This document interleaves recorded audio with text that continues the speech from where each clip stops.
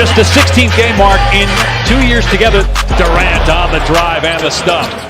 Here's Irving giving it up. Harden for three. That's good. Here's Irving for three. Hard working on Levine. Step back three. That's money. Durant steps into one. That's good. What a finish that time by Kyrie Irving. Durant and Harden combined for 52 points. What a performance by Brooklyn tonight.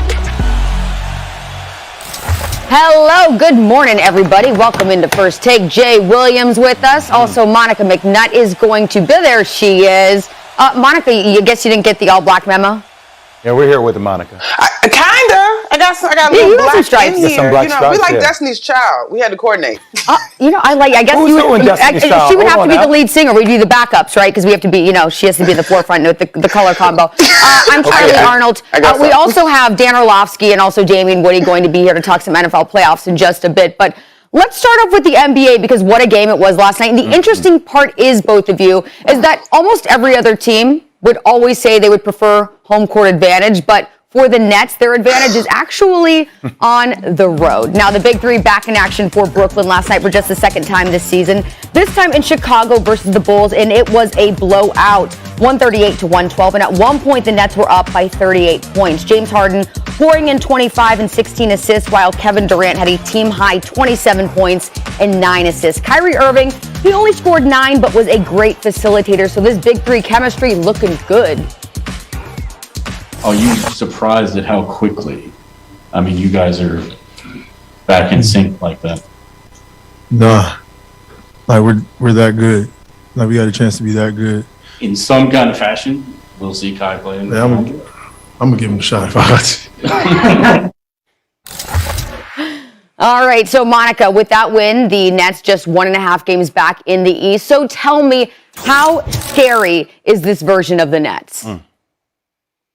Charlie J, this was horrifying. This was a scary movie. Like, get the mask out. I mean, this is the realization of everything that the Nets were supposed to be last year. And I think, look, the offense is a given. James Harden, Kevin Durant, top scoring duo in the league right now. And then you throw in Kyrie Irving and all that he brings to the table. The scoring is a given. But what most impresses me, Jay, is what they're doing defensively and the way that these role guys have continued to emerge. Kessler Edwards, Cam Thomas, not that you need a ton from them, but they are in exactly the right place. They're learning day to day by playing alongside of these superstars and they're executing to a T. In that third quarter, Jay, I'm watching, and I think over the course of 4 minutes, the only open look, the only clean look that the Nets gave up to the Bulls was, I believe, a Vucevic 3 from the top of the key. Otherwise, they were swarming defensively. They had consecutive possessions where they got defensive stops that are high level with block shots or, of course, defensive rebounds, which still count. And so, to me, you talk about this team leveling up on the defensive end and putting it together. I thought that the Brooklyn Nets were special with or without Kyrie. With Kyrie, oh my goodness. Yeah, Monica, I would say it's the best scoring trio that the league has ever seen as it relates to dynamic playmakers all on the court at the same time. But I want to move this ball down the field a little bit because I saw something last night that made me think about it. And it's been a conversation that's been, building momentum. And I go into it like this, obviously they're a different team when Kyrie's on the floor. You even heard James Harden allude to it in the presser. We didn't have the sound, but he said the sooner we can get Kyrie back for home games, the better we'll be because we'll get to build more continuity. But if you're Joe Tsai, and let's say that you get down to a point, the owner of the Brooklyn Nets, you get down to a point where this doesn't happen, where Kyrie's allowed to play home games. When you get to the playoffs, let's say the Nets have the number 1 overall seed. If I'm Joe Tsai, or me personally, if I were the owner of the Brooklyn Nets, I would be willing to take the fine for letting Kyrie Irving play in those 16 games for my team to win a championship. Now, I know that Joe Tsai has been publicly known for stating that he wants everybody to be vaccinated. I understand that. But first off, I think the rule is a little bit, it's blown out of my mind. It's so silly that players who are unvaccinated can come in and play inside the Barclays Center. That makes no sense. Or Kyrie last night, who's unvaccinated, can then come in, play in the United Center. But if you're a part of the home team, you can't play. Do you know what the fine system is, Monica, for this? The first time the player plays, so if Kyrie were to play, they get a slap on the wrist. The second time, it's a $1,000 fine. The third time, it's a $2,000 fine. The fourth time, it's a $5,000 fine from every point moving forward. That would mean if he were to play 16 home games, if every single series were maxed to a 7-game series, Joe Tsai would have to play $68,000 for Kyrie Irving to be back on the floor to play to win a world championship.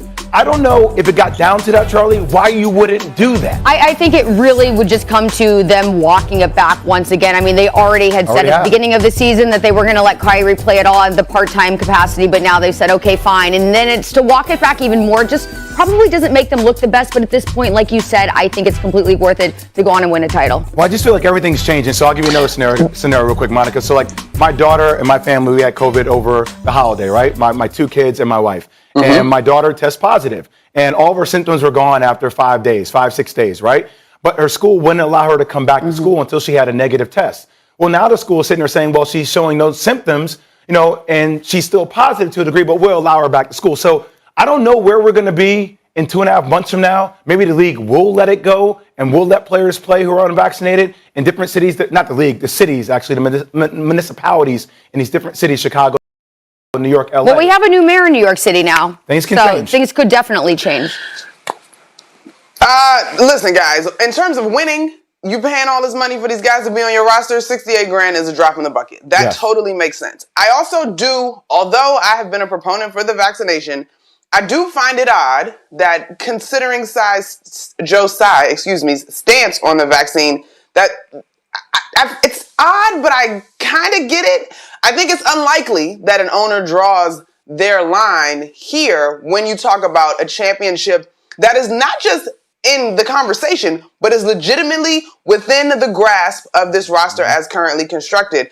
The whole pandemic thing, it evolves day in and day out. I will say this, Kyrie has never misled us, and if he proceeds as an unvaccinated person should, then there is very little to have qualms with. Agreed. Okay, well, last night the Nets entered this game 0-8 against the top 4 teams in each conference. So last night, obviously, that changed. So we're looking now at the other side, at the Bulls. So being the fact that they were completely blown out by the Nets, which, by the way, only had Kyrie back for the second time this season, would you still say that the Bulls are legit contenders, Jay? Yes, they are contenders. The reality is that when you have Kevin Durant, Kyrie Irving, and James Harden on the floor together, they're going to be a little bit behind in that category. But look, I'm giving the Bulls all the credit in the world, right? This team that last year had 31 wins, and they're already on pace to be exponentially better than that. Last night, Alex Caruso did not play. He's still in health and safety protocol. And I know people are saying, well, Alex Caruso, right? But that still is a defensive stopper that you can have somebody who has relentless effort. He was one of the main reasons why the Lakers actually won a championship a couple of years ago, right? So, but I still think they're a piece away, Monica. And it makes me start thinking, I'm not willing to give up Patrick Williams. He's hurt, right? But I think he's a bona fide piece for the value that we have him at as being a Bulls fan and somebody, if you're looking at Arturo's, who is running the Bulls. But I do look at a guy like Kobe White and say, okay, we have a lot of guards on this team already. Could we utilize Kobe White and maybe a draft pick for the likes of a Jeremy Grant? Now, I'm not saying that's going to get us over the hump. And obviously there's some cap issues that you talk about with salaries. But still, having a tall, athletic wing defender that can go to the likes of against a Kevin Durant, Alonzo Ball that can go against the likes of a Kyrie Irving or James Harden, and then Alex Caruso that can guard the same as well. I think that will put the Bulls closer towards their goal of winning a championship and coming out of the East. I still don't know if it's enough to get them over the hump, but I don't know if there's anything the Bulls can do that can get them over the hump if those three are on the floor playing at a high level together. Yeah, I mean, the hump is that monster trio. And when you look at the Eastern Conference standing, for me, it's still the Nets and the Bucks and kind of everybody else. And so the Bulls fall into that category. I got to say, though, Jay, I love the idea of Jeremy Grant, especially considering his familial ties to the Chicago Bulls organization. I don't know if that's actually viable. I know Detroit is very excited about what his upside is. I will say this. We knew that even early in the season, when we got excited about the Chicago Bulls, that depth was going to be an issue.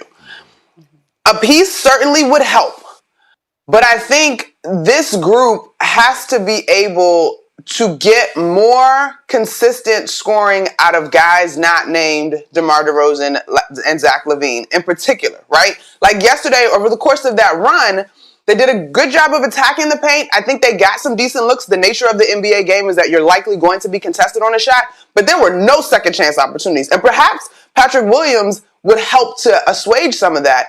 But there's just, I think they have enough, but there is such a small margin of error. Should DeRozan have an off night, Levine have an off night, maybe Lonzo Ball's a little bit off. There's just such a small room for error for this group. I don't think that they're going to outcontend the top 2 teams in the East, in my mind, in the Bucks and the Nets. The only reason I say Jeremy Grant, having that tall wing defender, somebody you can use for Giannis, somebody you can use for Kevin Durant, I think that's a viable piece that can help this team. But they're definitely on their way. They're on their way, and actually Kevin Durant paid Chicago a really great compliment last night. He said for us to be able to go into Chicago and win in the fashion we did speaks huge because Chicago seems to be really rallying around this team. So he said Bulls basketball is back. So coming from KD, that definitely means a lot. Okay, so you two, see you in just a bit.